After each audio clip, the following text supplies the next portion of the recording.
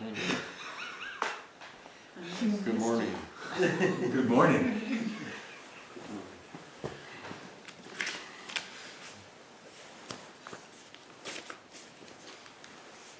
Do any of you know what an engram is?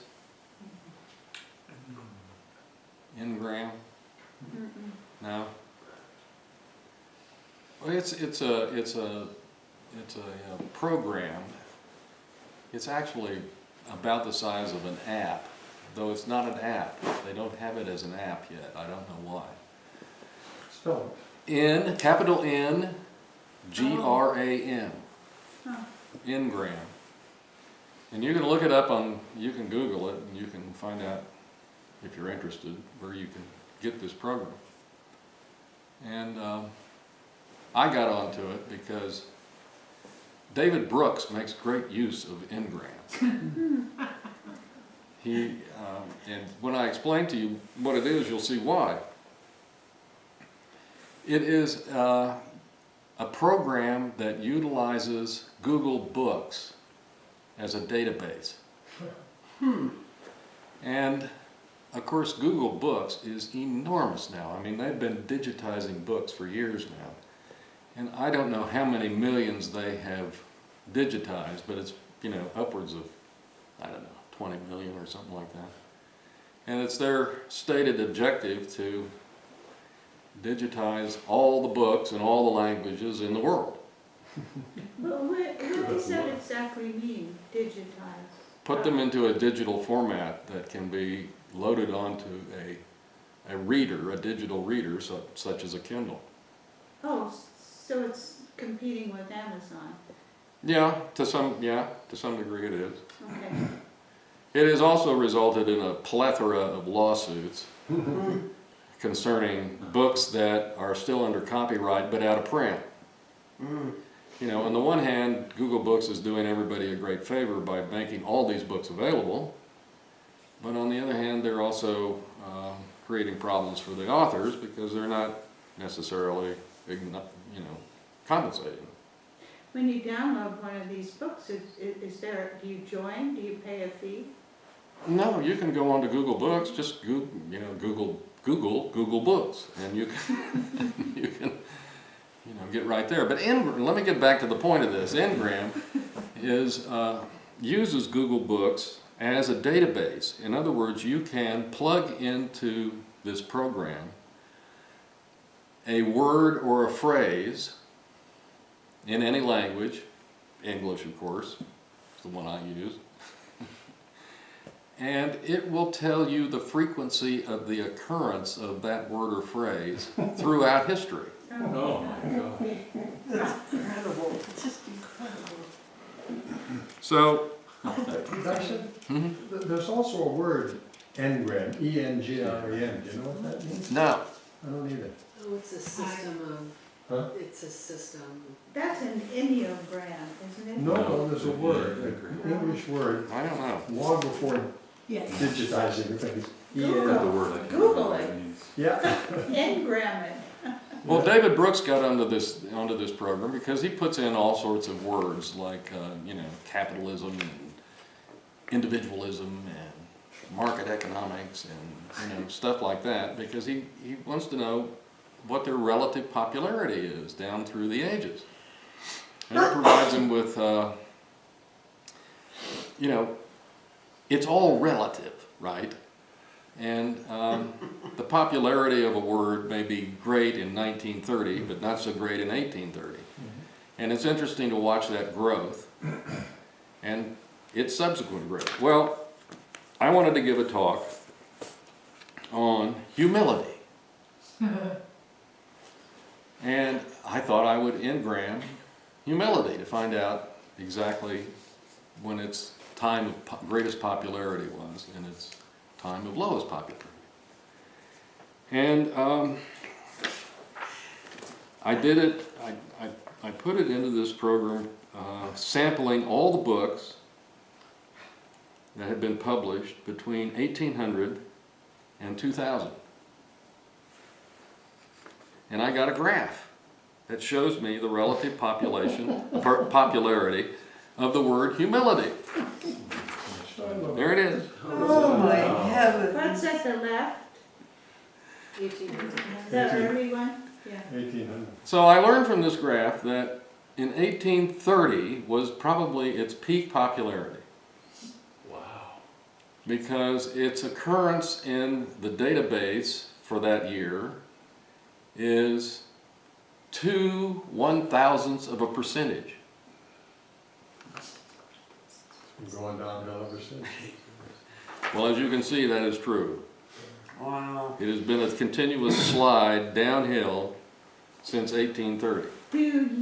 Do we know when that word entered the English language? Well, it definitely, I don't know, I could look it up in the OED and find that out, or in Webster's. That might correlate with the high usage. Well, It's been around for a long time. it's been around for a while because it was fairly high in 1800 when I began this, when this graph begins. But to give you some further insight into this, You have too much time on your hands, Daishin? yeah, it's way too much. That's true. I'm gonna miss him so much. Now, the opposite of humility, I felt, it's not a direct anonym, but it's close enough, is self-esteem. Self-esteem? Self-esteem. That's a very popular word these days. Yeah. It's used to exhaustion by various self-help groups. And the graph for self-esteem during that same period Awesome. Let's see. Wow. goes straight up. Now, the thing that really intrigued me about this graph, however, was that phrase, self-esteem, was actually present in 1800. Because it ain't exactly zero. It's not very high, but it's not zero. So, that inspired me to do others as well.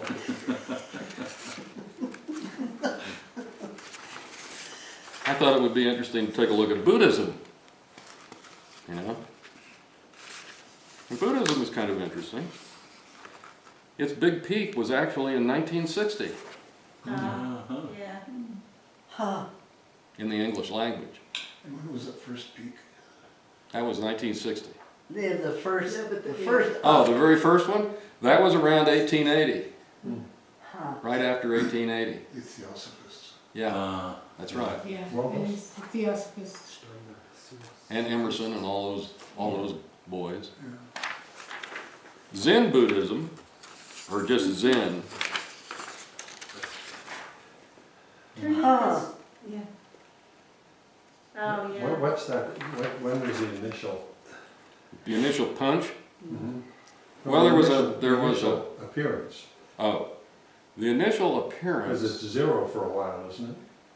It's very close to zero. There is some variation in that line, but it's very close to zero. And the first small bump in it is 1820. But beginning around 1900, which was right after the conference in Chicago, it starts to go up, and it reaches a peak right before 1940, and then declines, and then goes back up in 1960.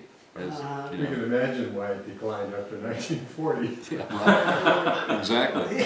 But I'll tell you, it didn't stay down there for long. It went right back up. And then its greatest popularity is today, or at least in the year 2000. And this is worldwide. This is in the English language. Oh, in the English language. Yeah, that's the database that I consulted. And then I thought it would be fun to put in psychotherapy. Well, this is kind of interesting, actually. There's nothing before 1900. I mean, that's a dead flat zero line. Oh, what's that? And in 1900, it starts to go up. And does it ever? And then in 1940, it really goes up. Huh. And its peak was in the 1970s, early 1970s. Uh-huh. And then there was a decline, and it has recovered a little bit since then.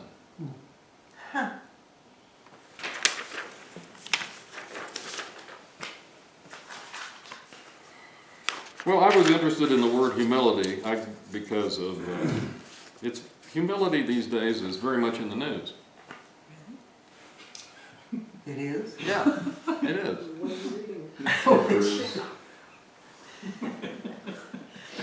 It's embodied in the person of Pope Francis. Oh, yes. And there has been quite a bit of discussion about his manifestation. His radical manifestation. Yeah. Yeah. And some of the remarks that have accompanied his manifestation, which had to do with the political agenda of the church and his refusal to continue to follow that. So I was thinking about humility. I had also mentioned humility a few weeks ago when I was talking about death and dying, because one of the things that you're really hit with when you confront that issue is, you know, your own self-effacement. And I thought that it also has, I think, in this practice, a very close connection with gratitude and not knowing. Humility is a problematic word in the English language, I think. It's not a neutral term. Because, and I think a lot of it has to do with the fact that we're not into self-effacement. We're not into unpretentiousness. You know, this culture and this society is all about building up the individual. It's about self-esteem. It's about we don't recognize the need for us to in any way become unpretentious. Unpretentious is not a popular attribute in this culture. So the second source, whenever I'm looking up a word, my second source that I turn to is Bartlett's quotations. You can learn an awful lot about words and about how they're used by going to Bartlett's quotations, and sure enough, humility had well over a page of quotations. But I was surprised when I read them how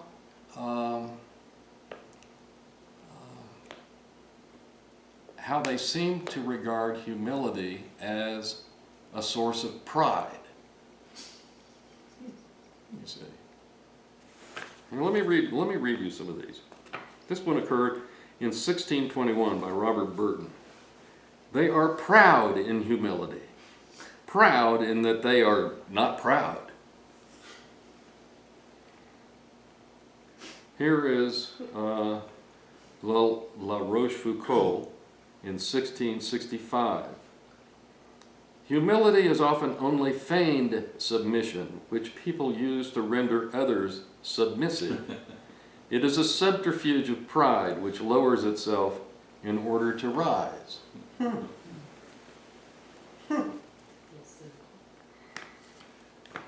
then I found a quote by Montaigne, you know, one of my favorite guys, in his essays. And he wrote an essay called Of Presumption. And in this essay he says flat out, one may be humble out of pride.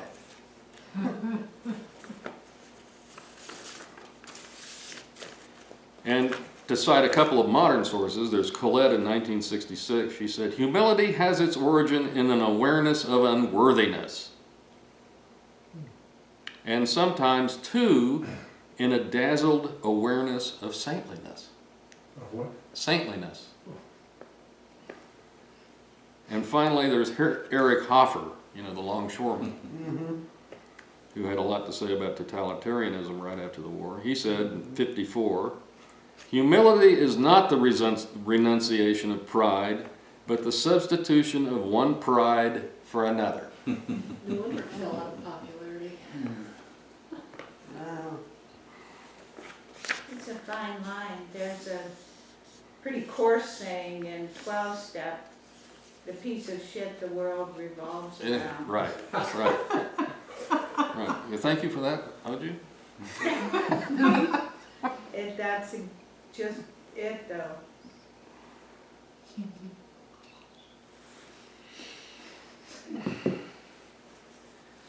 Well, you know that's an interesting thing about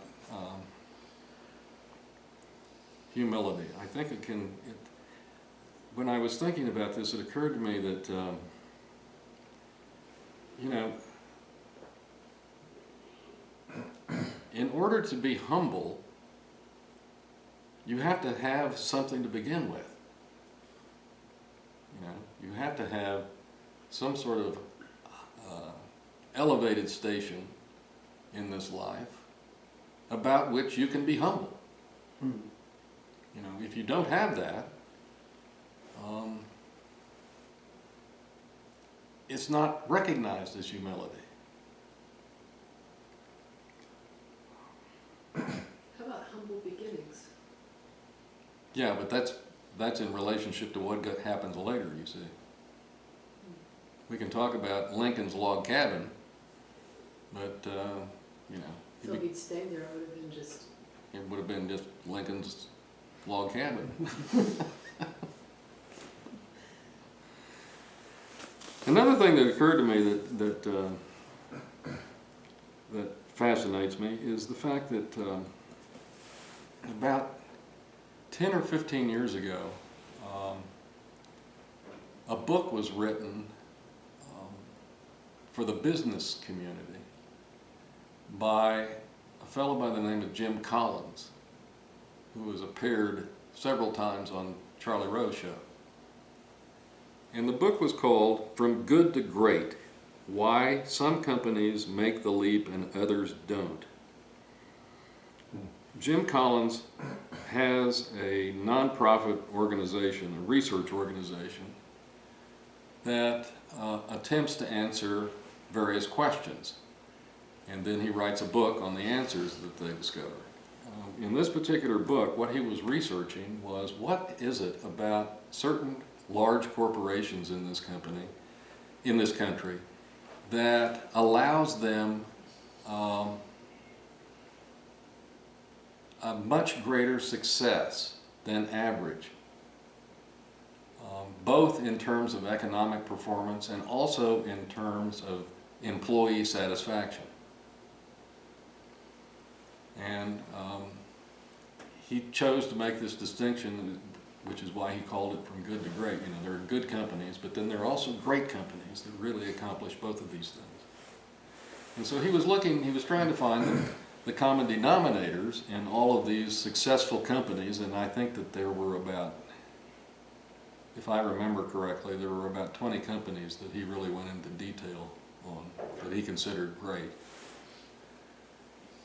And one of the things that was of paramount importance to him, and which he spent a lot of time describing, was the creation of what he called level 5 CEOs. These are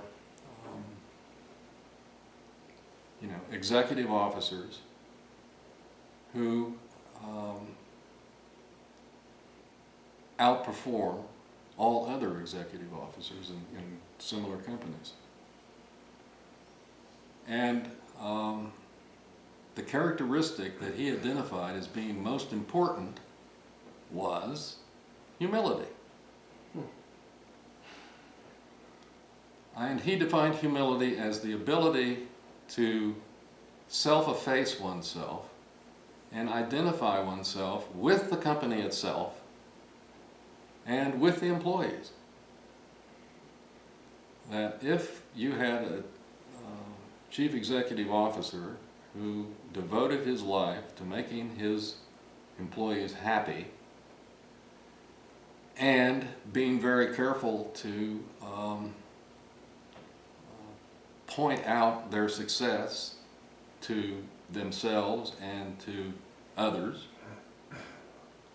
that they outperformed most other companies, economically and in terms of job satisfaction. And he, of course, looks at a number of these executives and talks about them. The person that he regarded as having a high index of humility was David Packard. David Packard was co-founder of Hewlett-Packard back in the 1960s. And that his company was very successful throughout the 70s and 80s and early part of the 90s. Then he retired and others came in who didn't perform nearly as well. And Hewlett-Packard right now is actually in trouble. But, or at least I think it is, the last I remember hearing.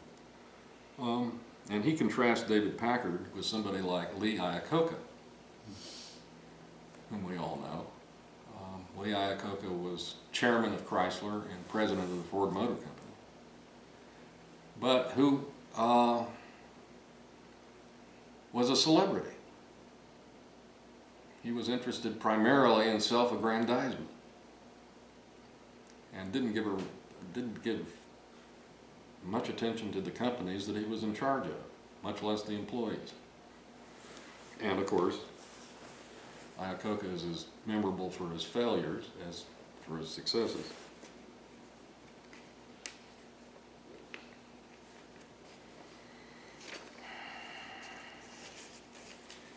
Another problem that the word humility has is the fact that, it's very often confused with timidity, with being meek. But I think that one of the things that Collins pointed out in his book is that these CEOs who had a high index of humility were anything but meek and timid. They believed very much in themselves, and they believed very much in the business that they were involved in, and they were aggressive. But they weren't arrogant. And that's the difference. Humility, its chief characteristic is a lack of arrogance in your endeavors.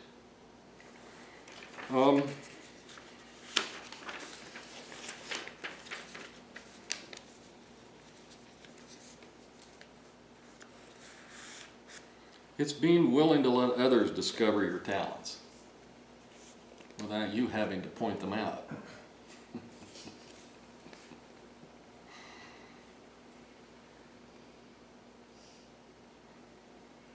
Humility, I think, is closely connected with not knowing. Because there are always times when we can't have all the answers. And admitting this and seeking other people's input and other people's assistance requires some humility.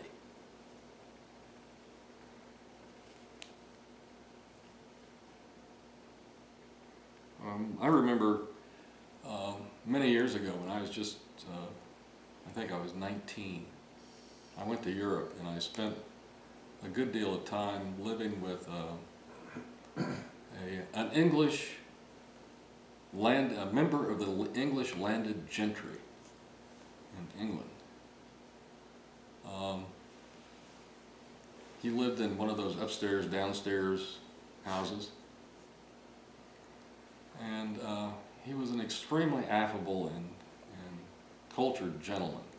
He was, in fact, the father of Simon Winchester, who is a very famous writer these days. As a matter of fact, he's just recently published yet another book. And I spent about, I can't remember, a week or 10 days in that house, and I remember having tea one afternoon with this family, and I asked him what it was that constituted a gentleman. And he thought about it a few minutes, and he said, I think a gentleman is someone who can feel comfortable in any situation.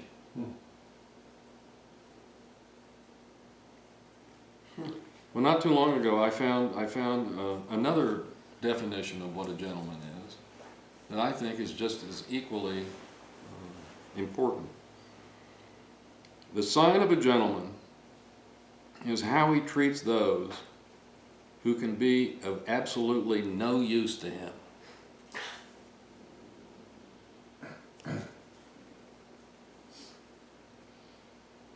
You know, a sign of humility is how we treat other people.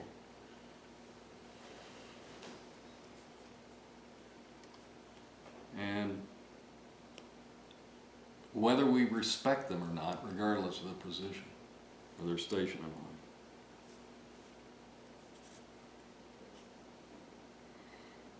Now, you know, I think it's very true that humility is something that is often feigned. It's often pretended. And I think that's what all those quotations that I read you a few minutes ago are talking about. They're talking about the fact that people aren't really humble. They have more of a tendency to be prideful than humble. But regardless of whether it's feigned or not, I think it has some important consequences, whether you're attempting to manipulate somebody or not.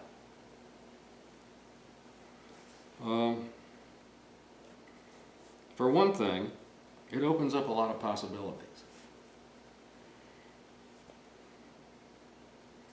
Particularly when we choose open-mindedness over protecting our own point of view. It allows us to spend some time in beginner's mind, where all possibilities are available.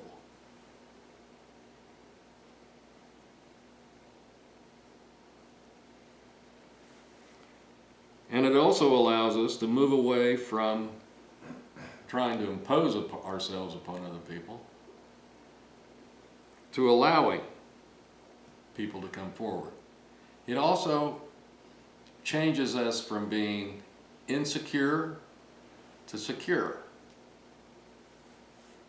and from seeking approval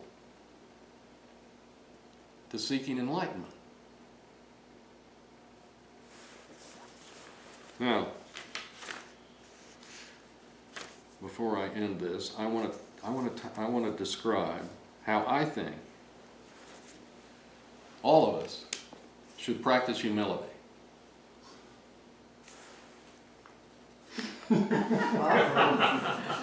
That's humble. Number one, you know, we all encounter all kinds of difficult situations. Every day we encounter difficult situations. We get into arguments and we get into disputes, and we all have different views about different things. One tactic that I think is useful is just stop talking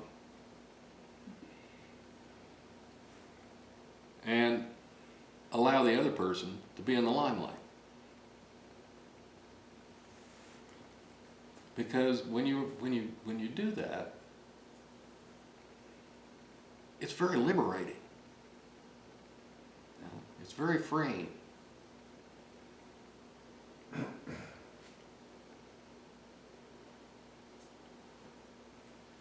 There are also three words, three magical words that you should find every opportunity to use. In fact, you should go and try to create opportunities to use these words. They're so therapeutic. And these words are, you are right. What? You were right. How's that one? I don't know. You know, when you find yourself, as I often do, when you find yourself preaching or coaching without permission, right, you should ask yourself if the reason you're correcting others is somehow reflective of your own needs.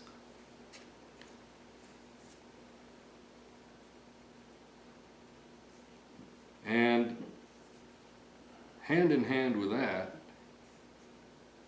you should also find an opportunity to ask, how am I doing? You know, ask other people how you're doing.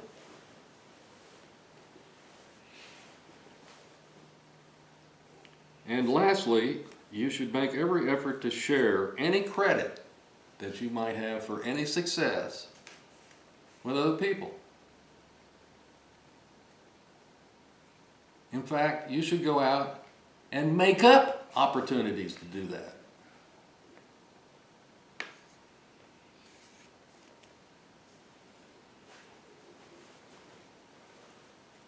So, what are the benefits of practicing humility? What do you get out of this? I think the most important benefit is the fact that it improves relationships at all levels.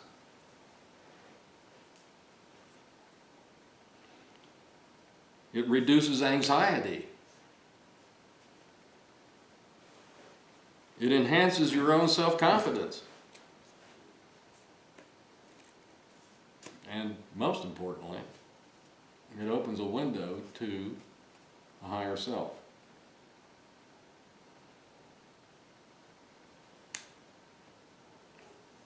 And it doesn't really matter whether you are in fact a humble person or you're pretending to be a humble person,